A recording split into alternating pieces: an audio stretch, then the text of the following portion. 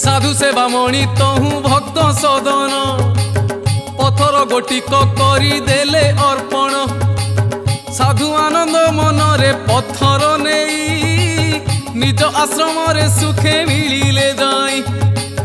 मनरे हरस शाल ग्राम पाइले कंसेई कटु प्रभु को से आनिले पूजा पाठ करी आश्रम रे रखिबे निश्चय श्री विष्णु हरषित होइबे तहु संज गड़ी अंधकार होइला साधु शोइले रखी शाल ग्राम शिला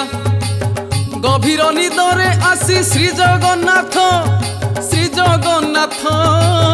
साधु को कहिले शुण हे पुण्यवंत सदन पासरु मते किया आनिल मो मनरे दुख तुम्हे कहीं की देल मोर नाम अहरह जपे सदन काम करे रखी थाए मोठारे मन ता पाखरे नाम जप शुणई मुही ता पाखरे थिले मते खुशी लागई आश्रम रे केबे मुही रही भी नाही सदन को बेगे नहीं दियो फेराई।